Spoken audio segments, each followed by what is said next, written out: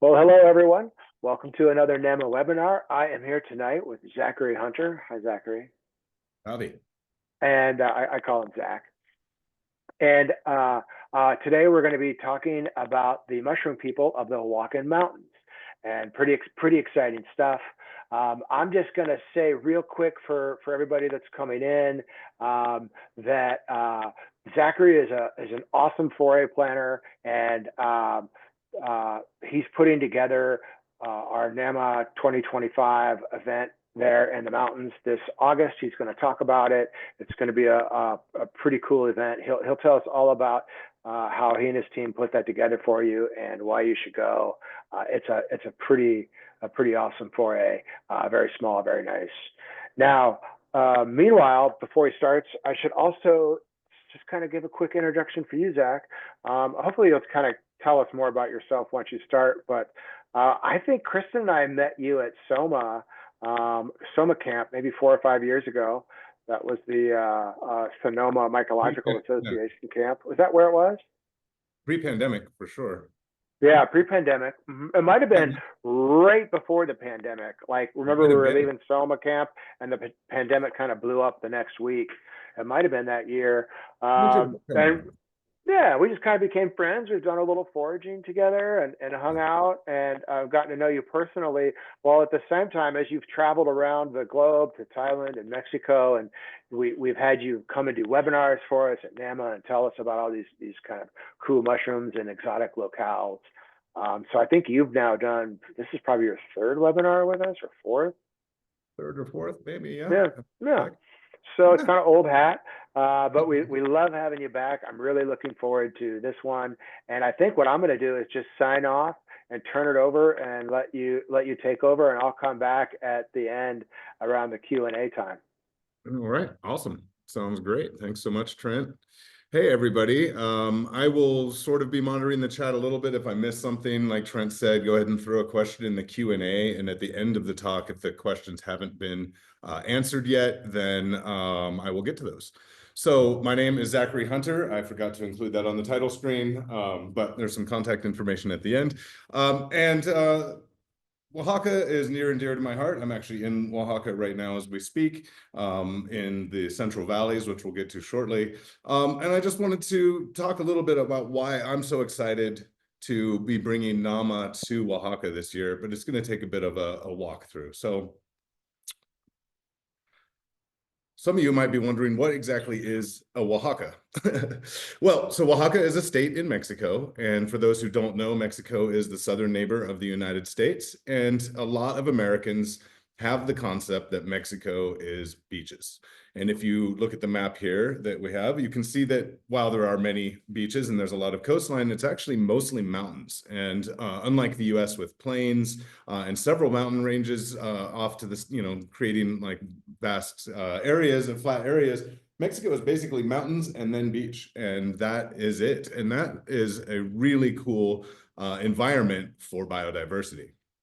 In fact, Mexico is one of the top 5 mega diverse countries in the world. It is often in the top 3 with Brazil and Colombia and Ecuador. And part of that reason is because it has so many bio areas. Like, it has everything from jungle to desert to mountains to almost to alpine, and a lot of the forest shift as you go up in altitude, as you might imagine. So Mexico is, like the United States, is actually the United States of Mexico, or the Mexican United States. It is 31 states plus Mexico City in the middle. And if you look all the way there at the bottom to that orange one that has a little bump on the south and the Pacific, that is the state of Oaxaca. This is more of a relief map of Oaxaca. Sorry about the marks on there. Those are actually archaeological zones from the Zapotec and Mixtec people of this area, which we'll talk about in a little bit. As you can see, Oaxaca is pretty far south. It's the second most southern state in Mexico, followed only by Chiapas and then Guatemala. It also has the thinnest part, other than where the Panama Canal is, of the connection from the Pacific to the Atlantic, or at least to the Gulf of Mexico. And they have built a railroad recently to compete with the Panama Canal. And so that's been probably in the news as well, bringing some fame to Oaxaca, running through just that very thin area of land. As I said, Mexico is full of mountains, and Oaxaca in particular is really a tall, if you will, state. A lot of it is above 10,000 feet, in fact.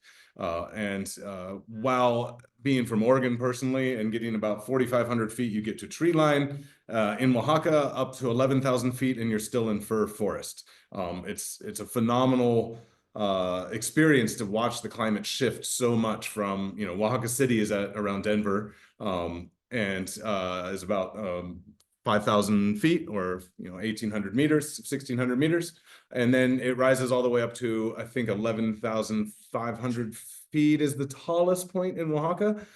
Some folks may not know Mexico actually has the third tallest mountain in North America, Orizaba. It towers up at 18,500 feet. And that's actually just north of Oaxaca in Puebla, in the state north of Oaxaca.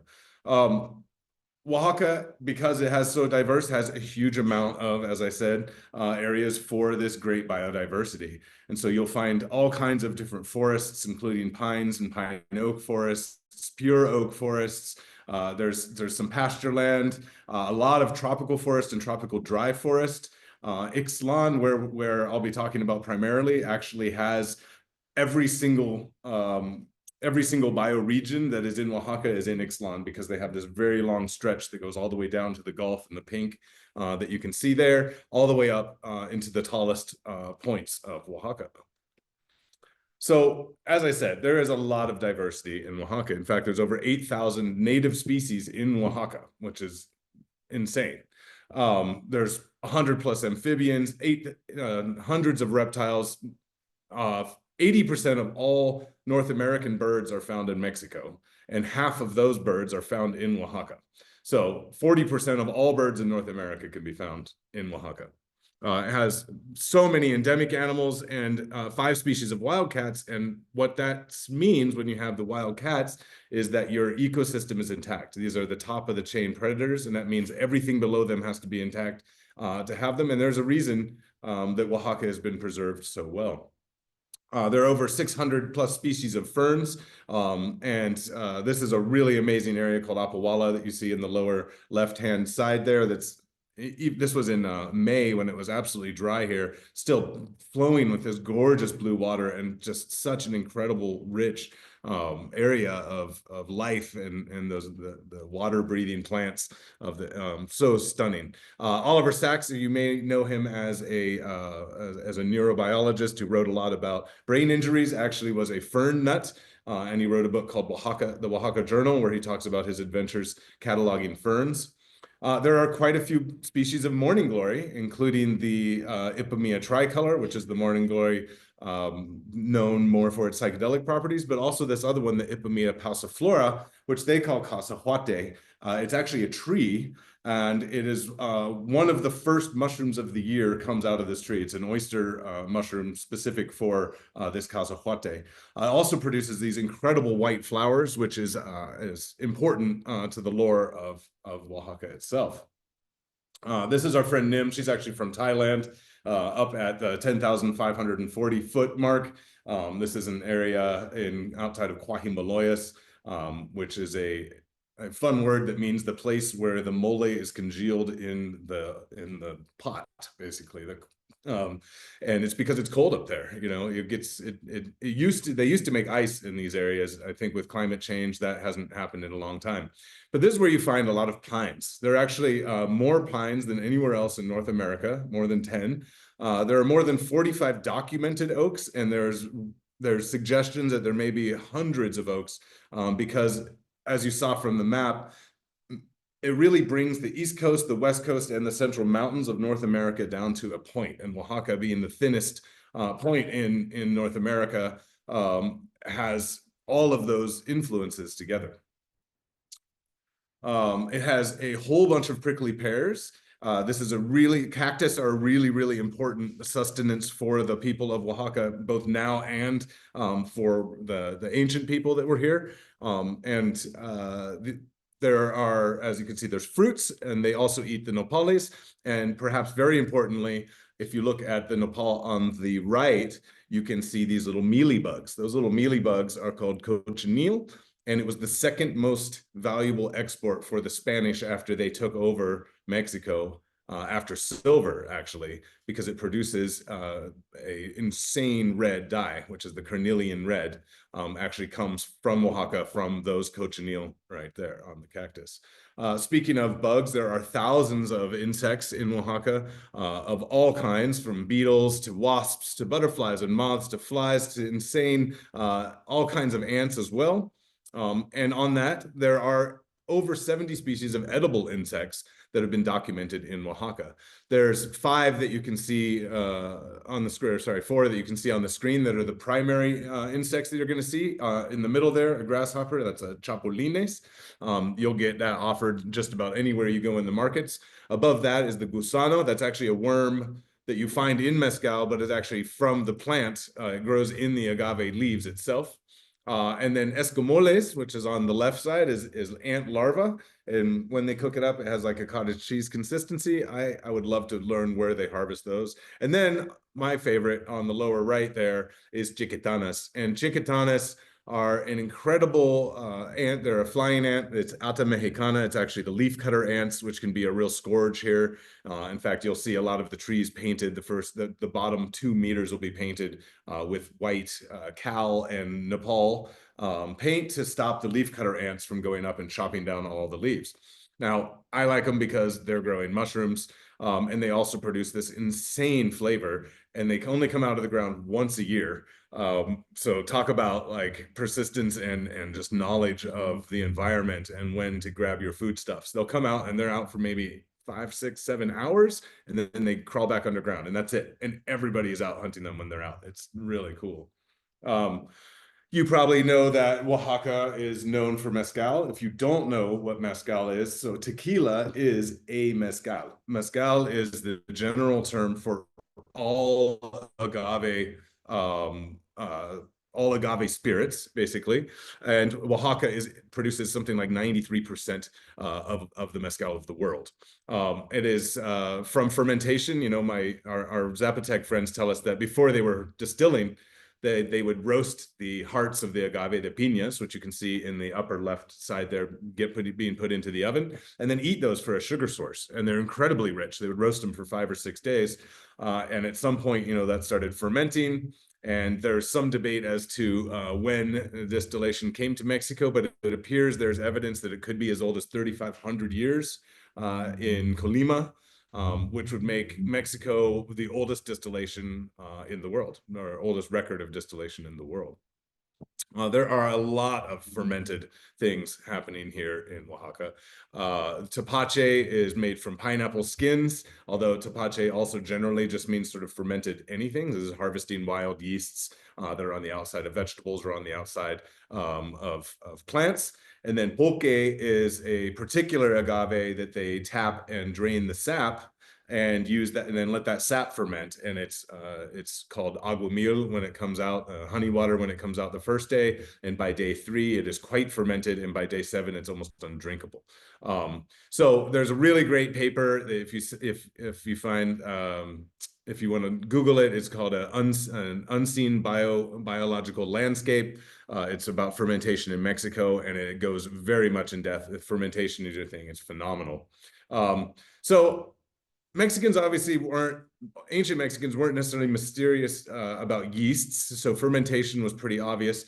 But something occurred to me today, and I am just going to put this out here. Could Oaxacans have been the first people on Earth to have cultivated edible fungi? Right now, that belongs to the Chinese and to the Japanese for shiitakes, enokis, and maitakes. But we'll follow along here. Whoop. So Oaxaca is quite old. And when I say old, I mean old in the way that China or Greece or Mesopotamia or Rome is old. It is old and important. So while on our Eurocentric views, we're kind of told where the cradles of civilization are, Oaxaca is a cradle of civilization. About 12,000 years ago, they began to find evidence. Well, they found evidence dating 12,000 years at these caves that are here in Oaxaca. The very first pumpkins, pumpkins originate from Oaxaca. Or originate from Mexico, from the New World, if you will, and also corn. And right now in the world, corn is the most grown crop globally. And corn was, for all intents and purposes, genetically created here in Oaxaca from teosinte.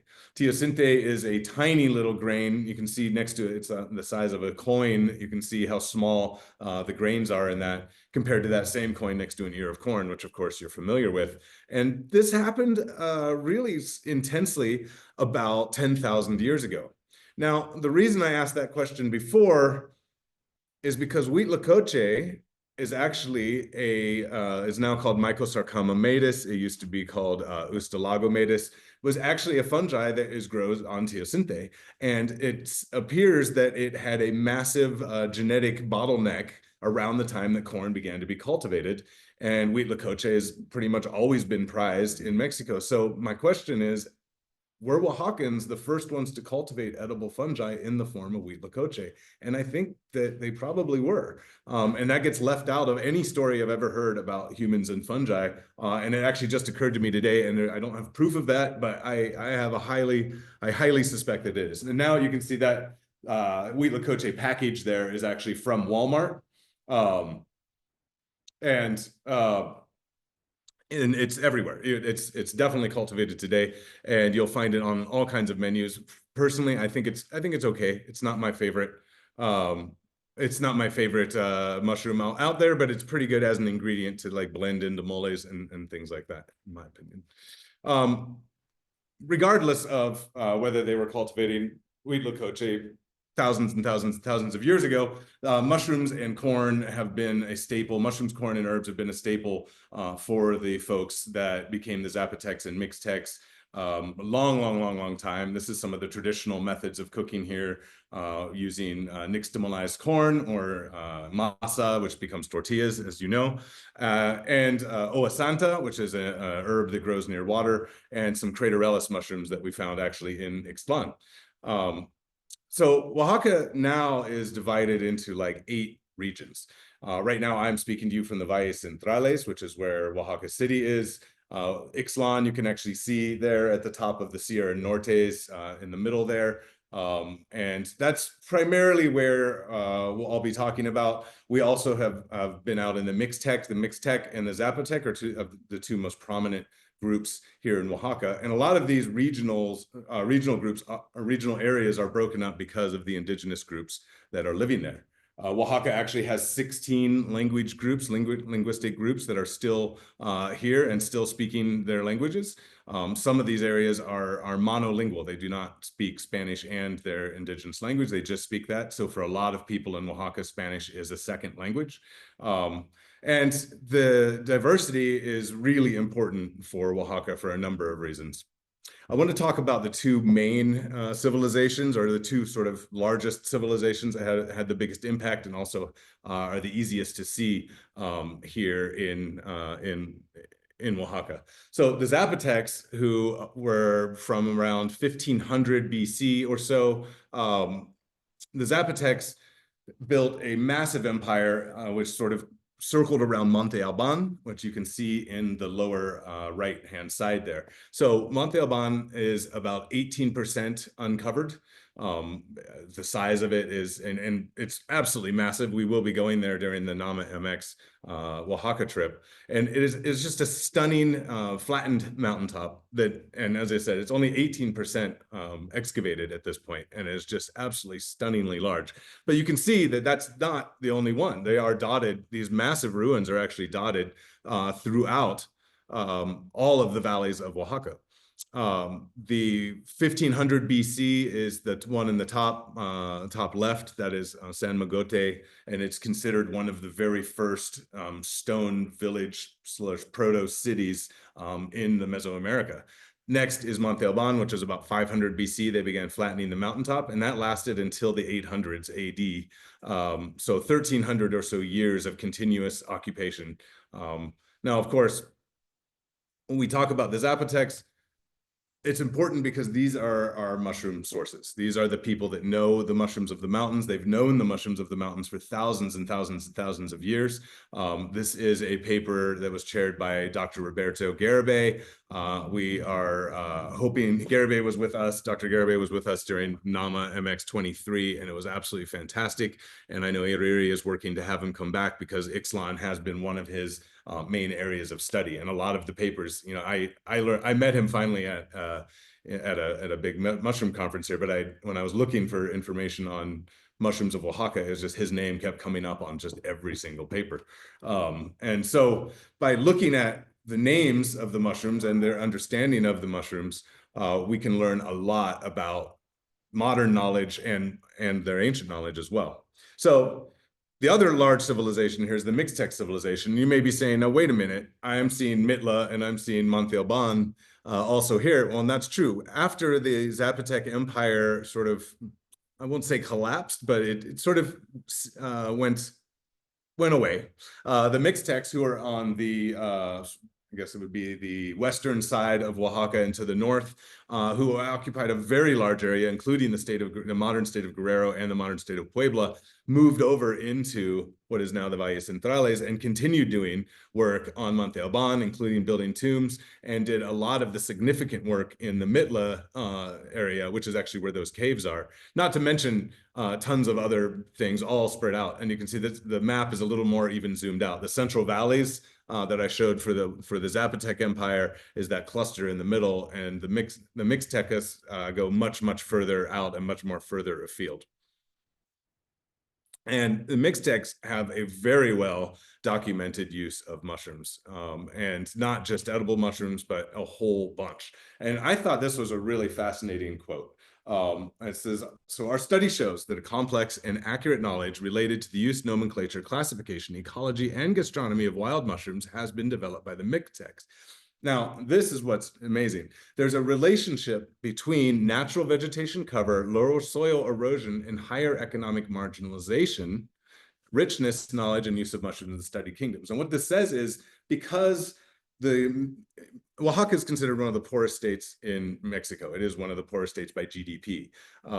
However, it's in lacking the infrastructure. What this paper is finding is that the people have managed to preserve their forests, increase their biodiversity, and are using their natural areas basically both for income, but for healing, for food, for sustenance, and that that the pressures of not having access to like large cities or all this actually has allowed or kind of even pushed these groups to preserve their area even more. So they have really developed an incredible knowledge of mushrooms and describe every part of the mushroom, understand the ecology, understand relationships between the mushrooms.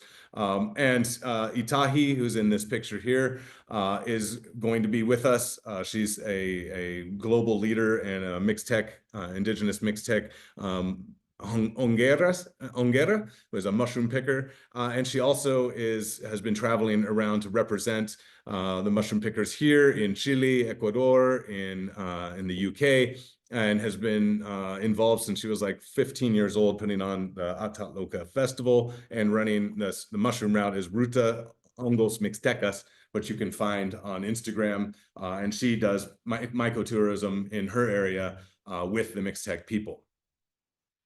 So the traditional mushroom uses of Oaxaca, and this is coming from the paper on the Mixtecas, is that they pick mushrooms for edible purpose. They pick mushrooms for medicinal purposes. And actually, at the festival last year, we saw a talk of over 50 species that have been documented as medicinal uses exclusively in the Mixteca region, and specifically in that Tatloca region, which is known for its mushrooms. And then also for spiritual and healing, as you may know, and for this really cute purpose called ludic. The ludic purpose means to play without purpose. And basically this is a documented watching the elders give the kids mushroom assignments to go and play, like go throw this puffball at your sister or see who can collect the largest Earth star, and to enroll them into being stoked to be in nature. And so they really use mushrooms in almost every aspect of relating with the world, from eating to healing, to spiritual healing, and to getting their kids to play with things. So on that, in spiritual healing, you've probably heard of Oaxaca. There's quite a big psilocybe diversity and use here. In 2005, Gaston Guzman, one of the premier mycologists of Mexico, estimated that Oaxaca probably has at least 15, if not more, distinct species of psilocybe. Their indigenous groups here have used about 11 of those, and if you want that list, I can provide that for you, but you'll find Aztec Horum, the Zapotec Horum, and Cubensis among those, of course. And the indigenous groups that are using them here are not just, say, the Mazatecs or the Zapotecs, but it's Mixe, also in the Sierra Norte, the Zapotecs, the Mixtecs, the Mazatecs, and the Chetinos. I included the Nahuatl word for mushroom here because for magic mushroom, just because I love it. But Tiananacato. And then the Mixtec is actually Dishito, Zapotec Bishiabedo, and the Mazatec is actually quite similar to the Mixtec, the Tishito, or Tiki, which means Holy One or little children. And they are often referred to as the children. Oops. So Oaxaca became famous in 1957, and this is actually a really interesting story. So you probably heard of Gordon Wasson. Gordon Wasson was the vice president at JP Morgan Chase, and his wife, Valentina Pavlovna Wasson, was born in Russia and a pediatrician, an ethnomycologist, and an author. And she had fled Russia during the Communist Revolution, and the two of them couldn't have differed more on mushrooms. So they were out, and she would love to pick mushrooms and he wouldn't touch them. And they thought that maybe that the reason that he, as the Germanic people, didn't like mushrooms was perhaps there was this idea of tripping on mushrooms, and they started getting really interested in what cultures were doing and what sort of lore there was around these mushrooms. And so they're writing letters to all kinds of folks. And one of those letters ended them up in Oaxaca, Mexico, where over several years they watched and then finally participated with Maria Sabina taking the magic mushrooms. And in one of those unfortunate twists of history, this basically destroyed Maria Sabina's life. This created our first sort of example of mycotourism, if you will, and to the point where hippies from the U.S. were setting up permanent camps in waterfalls below Huautla de Jimenez, where Maria Sabina was from, and making it, I guess it was the pre-Tulum vibe, if you will. It was to the point that the Mexican army came in and literally kicked everybody out, and there are political cartoons of Mexico sweeping the hippies out of Mexico. And that was sort of Oaxaca's claim to fame in mushrooms, and sort of bringing the old world into the modern world. Oaxaca really made a name for itself. The first Cubensis that were isolated, and the first psilocybin that was isolated and looked at was mushrooms from Oaxaca sent to Albert Hoffman. Now, things have come a long way. So Oaxaca is now extremely rich in fungi culture.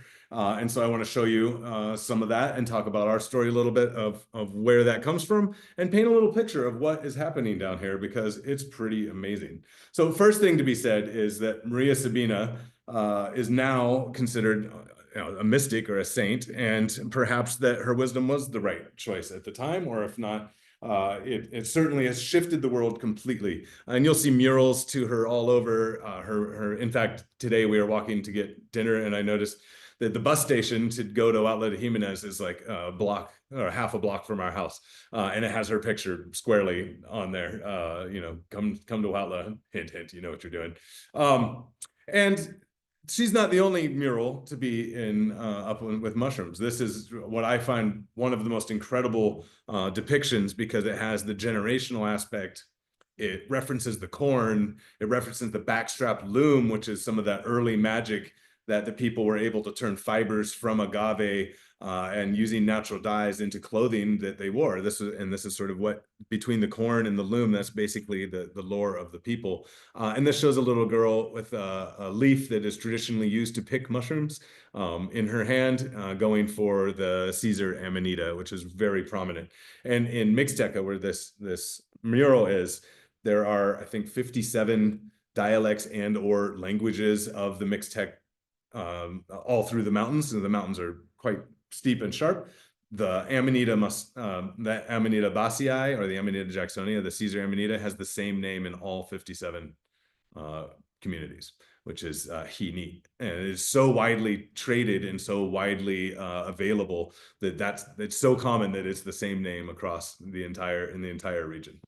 So for us, this all began in 2019 in Quahimaloyas. Actually, it all began at Soma Camp when I watched Alan Rockefeller talk about his summer in Mexico and show his photos.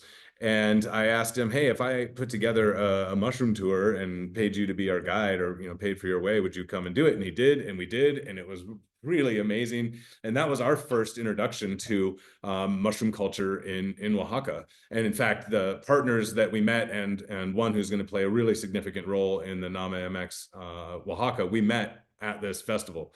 And didn't even realize it at the time. A couple years later, we're like, oh my gosh, this is all of our partners, all the people that we work with now really actually came from this festival. Since then, now that was, you may have noticed, this is the 19th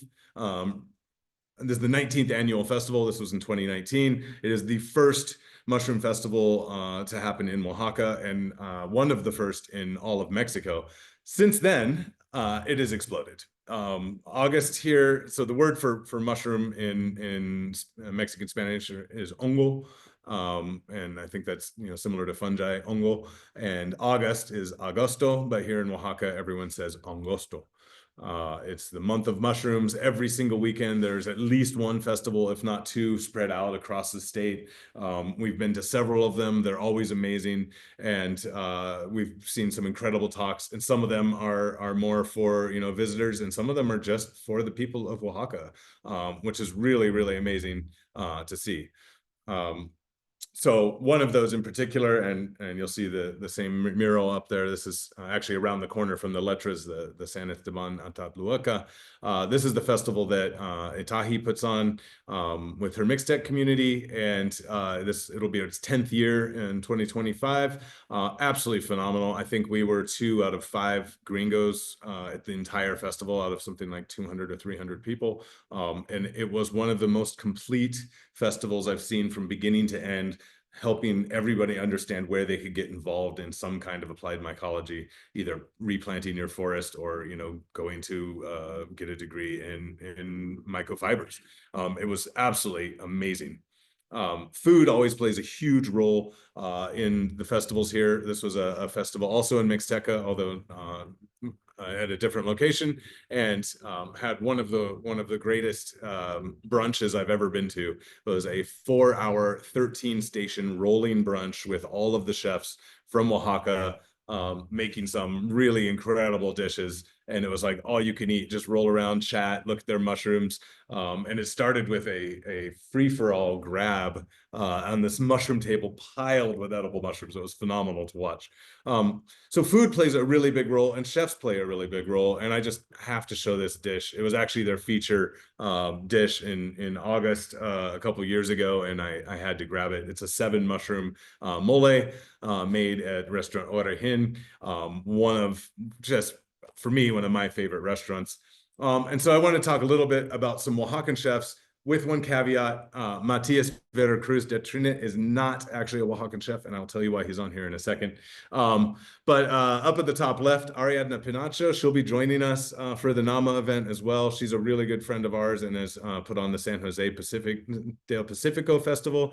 She runs a restaurant called Huitzel, and it's basically foraged. It's a foraged restaurant, and she's extremely creative with all kinds of really awesome things. There in the middle is Rodolfo Castellanos Reyes. He is the chef at Origen, and in my opinion, one of the most talented chefs I've ever experienced. And that's coming decades in kitchens. Every meal I've had at his restaurant has been absolutely stunning. Talia Barros Garcia, there on the lower right, just received her first Michelin star in this last year, and runs a restaurant called both Levadura de Olla and Cocina de Humo. Two really amazing experiential restaurants that basically, I don't think elevate is the right word, but really showcase the cooking of the Sierra Surs, where she's from, and the traditional cooking, but done in just a really nice way. And above her is a market that she puts on for the local people who pick mushrooms in her area to sell their mushrooms. And it's just such a generative time in August to be here, because every restaurant is featuring mushrooms. Everyone's got mushroom special dishes. There's mushrooms in the markets. It's raining. It's green. It's palpable excitement, not to mention the mushroom festivals going on as well. And so last but not least, Mateus Veracruz Dutrenit is a brewer. He's actually in Mexico City, and we have worked with him the last 2 years for the NAMA MX events. And he's making mushroom beers and using wild yeasts. And I'm including him because I was at his cantina when I met Iriri Monter, who is our program director for all the NAMA events, and will be again this year. And it's really because of Mateus and being in his bar and chatting with Iriri. I think we closed the bar down that night. We were just like, oh my God, like talk. And so I had to leave him in there because he's a really great segue for the rest of this chat. So I've given you a lot of how much fun it can be here. It should also be stated that Mexico and also Oaxaca have a really in-depth and long academic history of mushrooms as well. As I mentioned, Gaston Guzman earlier, his daughter Laura Guzman, who was the president of the Mexican Mycological Society, which has been around as long as NAMA. Actually 1 year less, I think, than NAMA. From 1960, it's been operating as well. And it puts on every couple years the Congreso Nacional de Mycologia, which is a massive event of a lot of presentations and newest PhD and newest research and a lot of the mushrooms that are being discovered. And this is where I went in 2022, not speaking very much Spanish at all and not speaking hardly any academia. And I sat through 5 days of this anyway, and it was really hard and it was awesome. And I met everyone. And it was, because of Iriri told me about this and sort of got to meet everyone. That is really the germination of how NAMA MX came about. Talking to Trent, talking to Brooke, and saying, hey, there's this huge part of North America that we should go explore because there's a lot of mushrooms down here. And so now we're talking about our 3rd annual year, and that's just such a dream. It was an idea that I had in 2022, and actually it was an idea I had before meeting Iriri, I think. And now it's happened twice, and it's been phenomenal. The first one was sort of we were like, well, here we go. Let's see what we come up with. And we had like an amazing group of speakers and panelists. I had a really great mushroom year. We found so many amazing mushrooms. I think Brooke tells me that they are just now getting to the mushrooms from 2023 that were vouchered, which is a really exciting. And so what that instigated now is a collaboration between UNAM, which is the big university here in Mexico, and the Chicago Field Museum vis-a-vis NAMA MX. And so we're actually starting this North American collections program that's working with not just people, but also with the institutions themselves, which is really, really exciting. So last year we came back, we did it again in the state of Mexico, and we worked a lot with the Tlahuica community, the Picaco community. We went out and hunted with them. It was really phenomenal. And Lisette, who's one of their mycologist, is actually going to be joining us in Oaxaca, because exchanging how people are doing things between states and between these different indigenous groups is also really important. And a lot of these groups kind of stay in their area. And so by facilitating like larger movement and larger and longer events like this, that folks can really communicate about the projects and their successes. So that's been really, really exciting. So all that said, I am so thrilled to have this opportunity to show off Oaxaca to NAMA. It's been, my wife Kim and I have lived here for almost 3 years now. And it's just been such a mental shift to really see how these communities are living and what the way that they approach their biodiversity and also their I'm looking for the word here. I'm missing the word. When they're keeping their environment intact. Sorry, I can't keep. So this is an article that came out in the Guardian last year about Ixtlan de Juarez and about Copalapam, which is a part of the massive mancomunados. And what is the secret to their success is that they are actively using their forests all the time. They are clearing out brush to stop forest fires. They are controlling who can go through them. That sign in the front is, you are not allowed to take things out of our forest. And that is generally true for almost all of Mexico's forests. And I'm happy to say through the relationships we've formed with the community and with the group there that we are one of the few groups of gringos that are actually allowed to even pick mushrooms. And it's been really an awesome journey with them. So Ixtlan, here's the Central Valleys. You can see Oaxaca there on the lower left-hand side. Ixtlan is a little ways up into the mountains. I would say quite a ways, but if you actually look at how large these mountains are, you'll see that it's not that far into the mountains. But it's several valleys in, and it's at about 7,200 feet itself, so it's a little bit lower. And it's a mixed oak and pine forest. With lots of madrone and some really awesome, just amazing nature. And it is part of, and I don't know if you can see my pointer or not, but it's sort of the back. So if you go from almost where the valleys are all the way up to Ixtlan and this area, that is an area called the Pueblos Mancomunados. The Pueblos Mancomunados are 8 or 9, depending on the day, communities that have decided to all work together to promote ecotourism and mycotourism. Cuajimaloyas, that's been doing the mushroom festival, is actually one of those Pueblos Mancomunados, as is Ixtlan, Copalapam, and several of the communities we work with. They have done a fantastic job of building community-run cabins and community-run restaurants, and everything sort of feeds back in, and they manage all of their forest area together as one. So they're actually all of the pueblos elect a single forest management operator to operate for 2 or 3 years. And I think it's a lot of acreage, like 100,000 or more acres. And I'll have to get the exact number on that. But it's because of their organization, because of this, they managed to preserve their forest really, really well. There's basically no industrial agriculture or industrial logging anymore in Oaxaca, and a lot of these communities are the reasons. They run their own.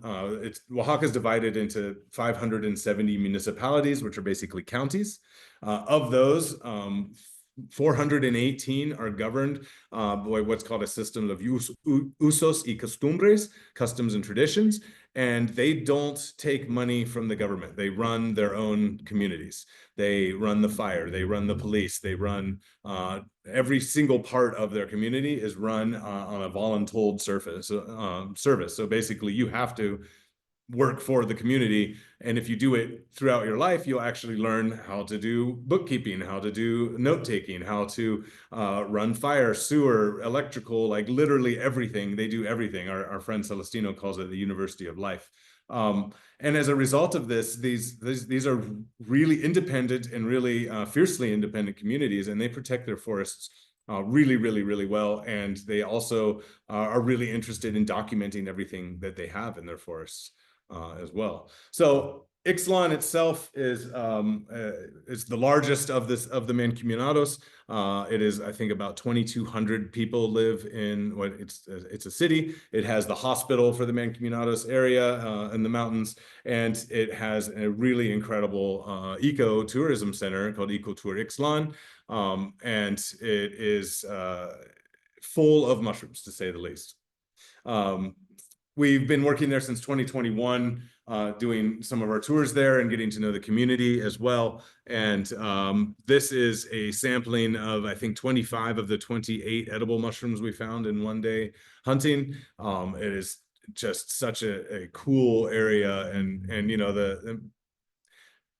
indigenous Mexicans actually eat more mushrooms per capita than anywhere else in the world.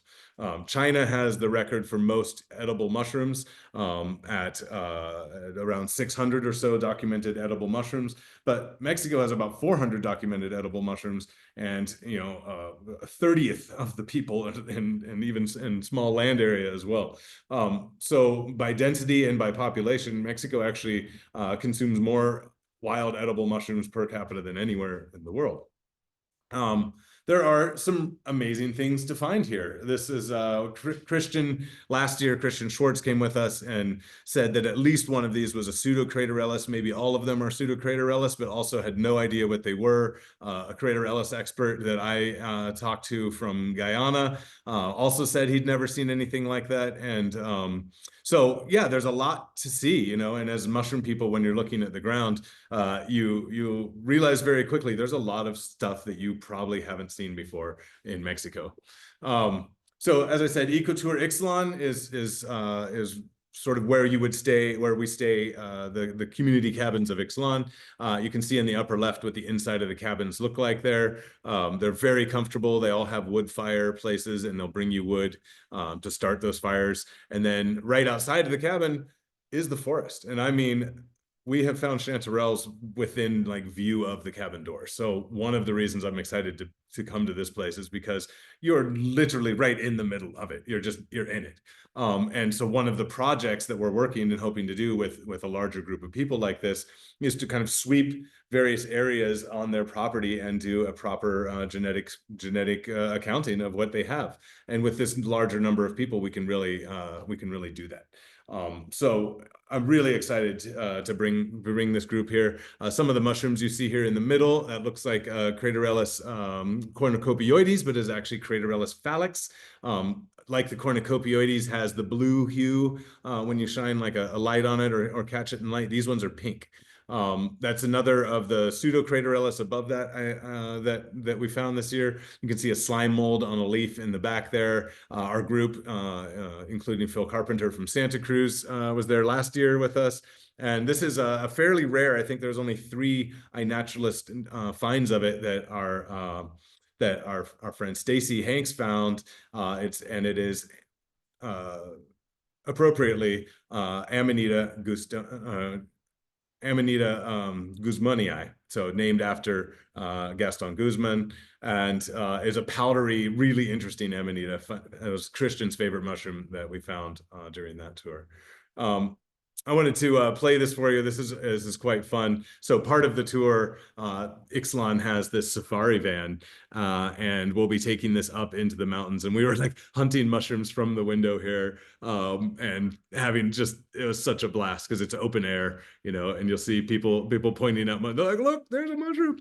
And I just had to show this because it's such a unique and fun experience. And these are roads that are owned by Ixtlan, so there's nobody else on these roads anywhere. So if I may, I want to talk to you a little bit about what we have planned in Ixtlan for NAMA, and also give you directions on where you can find more information on that. So you can go to our website, which I'll share in the chat, and that has the essential information here as well. We are doing an early bird discount until $225, so you can get $225 off for this 2025 event. You can see what's included there. That's on the website. Our day-to-day itinerary overview as well. And this is rough. As we get closer, we will be putting out the actual schedule and program. But it is going to be full of amazing folks. Guys, we have such a cool lineup. Alyssa Allen is actually going to be sticking around with us from our mycology week the week before, and we'll be talking about, we've had Alyssa here with us now 4 years in a row, introducing mycology to the region, and it's been just such an incredible experience to see, and so she'll be with us for NAMA as well. Other special guests, Celestino is our Zapotec guide that I mentioned. He and biologist Eli Garcia have been working on this incredible project for the community, and they put together this unbelievable book, and he talked to us last year about it, and they've got some really cool, exciting updates. Of course, Brooke Reed will be coming back for his third year with us, and I think he's a Mexico addict now. And rumor is it that Trent and Kristen Blizzard may be with us as well, which I couldn't be more thrilled about to show them. But the mycologists are the ones that we're really excited about. I highly recommend checking out all of these folks, what they've been studying, Googling their names, looking at their papers. Iriri is from Symbiosis Viva la Funga in Mexico City. She is the ultimate connector. She's our program manager. Dr. Mara Haro has been with us the last 2 years as well, and actually Ixtlan is one of her areas of studies, as well as Andres and Roberto. Elisette is from the Picaco community, and will be with Belen and Celestino. Will be talking about sort of the ethno-mycological roles and what it looks like from that perspective. And then, it wouldn't be anything without food. We've got some amazing chefs, including Joaquin Cardoso, who's coming back for his third year, chef at Loot Bar and former Michelin star chef. Ariadna Pinacha, who I mentioned earlier, our friend from the Sierra Sur, will be doing some of her amazing food, and a couple other chefs that Joaquin is bringing that I'm excited to meet as well here from Oaxaca. So it's going to be a really, really, really cool time, and I look forward to bringing more and more information as we put this together. In the meantime, we offer other mushroom foraging adventures in Mexico. And as I said, Alyssa Allen will be with us both for NAMA and the week before for a in-depth myco dine. We have Chef Chad Hyatt is coming with us for our inaugural trip this year. And then we've added Dr. Gordon Walker to our Myco Mixteca trip in September. And we'll be going back to Chiapas at the end of September and into October. So I just want to thank everybody for being here. If you have any questions, I will be getting to them now. And I can leave this slide up while I take a look at that. Let's see. Let's see. So, Trent, are you there? Yes. Okay, so the first question I have is from my brother in Jalisco, also in Mexico, saying, how's the weather in Oaxaca? And I'm happy to say it rained enough to cover the ground with water today, which is really, really, really awesome because this is not rainy season, and it's been really hot. And as you know, climate change makes everything worse, but the rains were so welcome today, and it felt great to it felt really great to have that on my face because I'm from Oregon and I miss the rain. Let's see. I pronounce it Oaxaca, but I'm not so bad. So in Regina, the question is how is it pronounced? And it's in Oaxaca, the Z's, or a lot of the X's, sorry, have an H sound, and so you get the Owa. And then the Haka is the H. There's also, where the airport is here is Hohokotlan, but it's spelled Shosho or Shoksho, XOXO. So the X's in some of the X's here are pronounced with H's, and in Oaxaca, it actually comes from guaje, or the place where the guaje grows to the nose. Guaje, of course, is a tree that that they eat here, the beans, and it's used for cattle feed as well. And let's see, I'm finding other mushrooms, or sorry, finding other questions here. Hold up with me. And if you have a question, you can type it, or you can also ask me too, I think, or maybe you guys can't talk. Are there mushrooms found in Oaxaca that would be unfamiliar to US and Canadian foragers? Yeah, I mean, the short answer, Cliff, yeah, there are mushrooms here that will be unfamiliar. There also will be mushrooms here that are familiar. And it should be said that genetically, they're probably all unfamiliar, because it is a different region, and the more they do the DNA analysis on mushrooms, the more they're finding how specific a lot of the mushrooms are. But yeah, there are some really interesting and fun things to find here. Says, is the mushroom hunting season in Oaxaca just 1 month long? No, it is not just 1 month long. It's about 3 months long. And you can get in Oaxaca, and I should say in the Sierra Nortes of Oaxaca, because reportedly from Itahi, she said they had mushrooms as early as April and as late as they were picking boletes in December. So April to December, if you know where to look, apparently. And then let's see. I see agave in that picture. The pueblos mancomunados, are there palenques there too? There are in the pueblos mancomunados. There is not a palenque. The community just on the other side of that, which is San Pedro Cojonos, they're a group of communities because they do have a palenque out there. And it's a little lower, but there's a ton of palenques all through the valleys of Oaxaca, of course. But there's not that I know of any palenques in the Pueblo Mancomunados. How will they promote mycotourism if picking by foreigners is forbidden? That is a good question. Well, the mycotourism isn't necessarily about collecting and taking things home. It's also about learning about the ethnomycological relationships that the folks have up there. And so you have to have a guide. You have to pre-arrange your trip up there, but then you can walk through, and there's a lot of folks up there cooking the mushrooms. You can take mushroom cooking classes. You can get involved to see what people are doing with mushroom in art. You can go to the mushroom festivals, of course, and even at our events, nobody takes mushrooms home from the events here. Those mushrooms don't belong to us. They belong to the communities.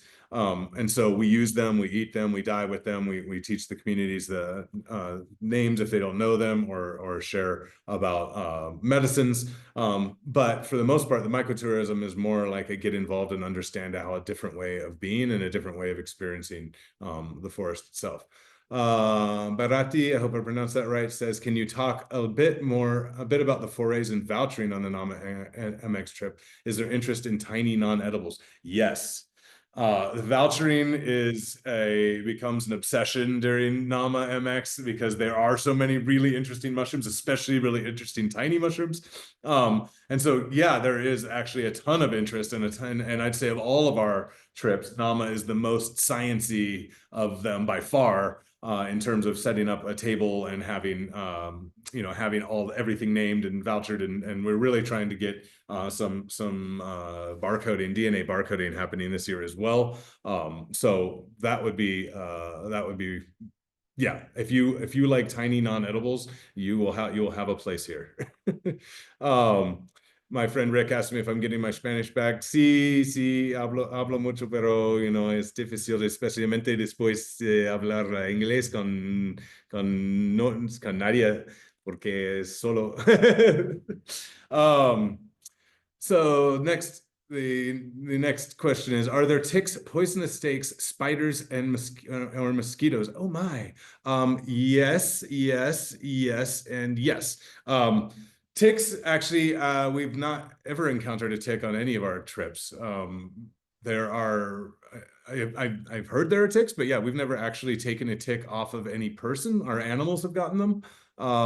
Poisonous snakes, well, if our friend Ellie is there, then he will be going out of his way looking for poisonous snakes, because that's his area of study. And I realized going with him how hard he looks for them.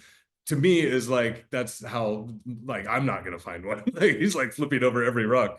So yeah, there are pit vipers, there are rattlesnakes, there are several more that he could tell you about. Spiders, yes. In the mountains, less so. I mean, there's some cane spiders, I think. More in the city, we get black widows down here. Mosquitoes this year so far haven't been too bad. And in the mountains, they're very rarely mosquitoes, just because we're so high up and it gets cold up there. So I hope that answers your question in a positive way. Let's see, David Hibbert, Alexander Bradshaw, how much overlap do you have with local research and collection industries? Like, I don't know the answer to that. And I already answered that one. We are connecting with UNAM with Dr. Roberto Garibay and iBug with Dr. Laura Guzman. And there's a lot of acronyms here that I don't know what those are. Where do the specimens go? Yes, I am a tiny non-edible person. Well, if we can, we collect 2 or 3 specimens, and some of them stay at UNAM in their herbarium, and some of them are loaned from UNAM to go to the Chicago Field Museum to be studied as well. So the idea is, and if we do any of the genetic testing, that information would stay in Mexico. And this is a little out of my league, but that definitely is a huge part of this, and I'm sure that Brooke can answer a lot more on that. I know he's been talking to Dr. Roberto and to the Chicago Field Museum, and been at the Chicago Field Museum recently, working on the 2023 collection. So yeah, thank you for that. Any other questions? I see the chat is blowing up, so let's see what's going on. Yeah, there's one or two here in chat you may want to look at. I see Penny or Panna Lassi asking about Turbinellus flocculosus listed as edible. Yeah, they eat it here a lot. And yeah, they eat it. So I've eaten it, and it's yeah, I've never had any issues with it. So let's see. I'm gonna scroll down and see if I can find more questions. Somebody, David Kurtz, recommends the Oaxaca Journal. Let's see.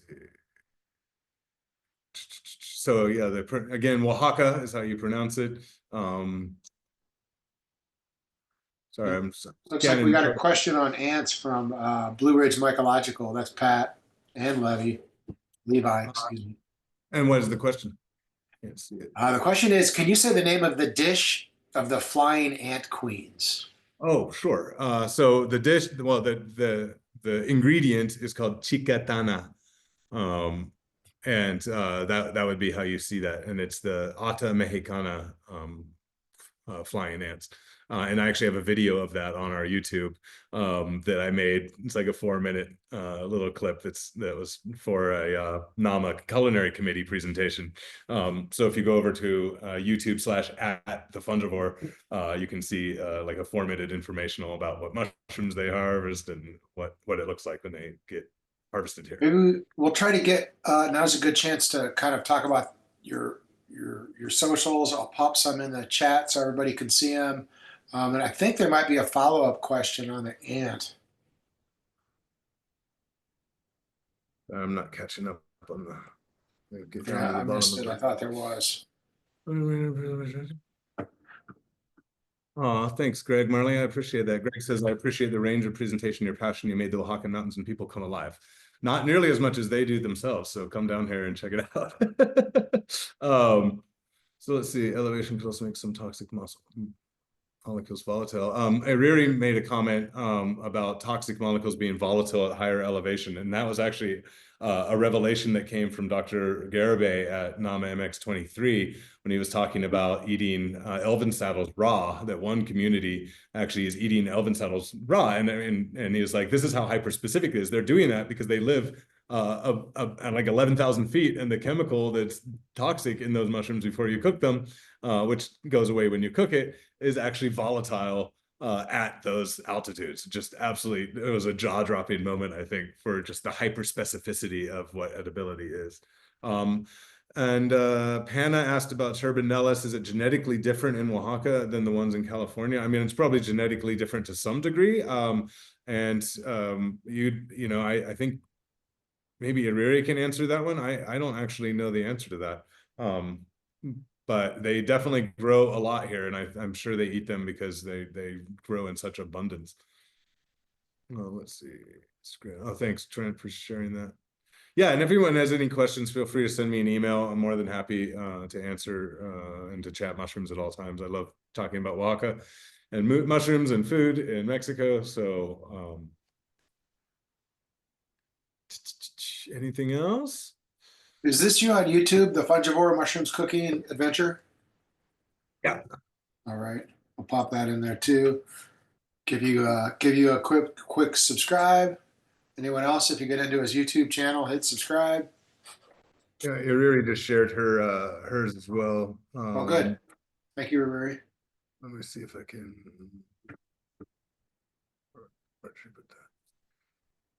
And this will be up on our YouTube channel in about a day, for anybody that wants to watch it or recommend it.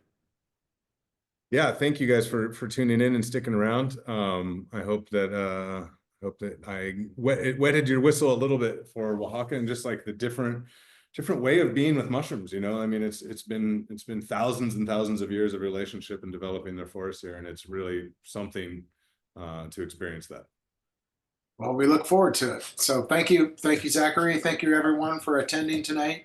And keep your eye on the webinars. We have a lot of them coming up the next 6 weeks on a wide range of really cool topics. In fact, we just released one tonight. So visit our webinar page and you can see what's going on. Good night, everybody. Awesome. Thanks, Trent. Thank you.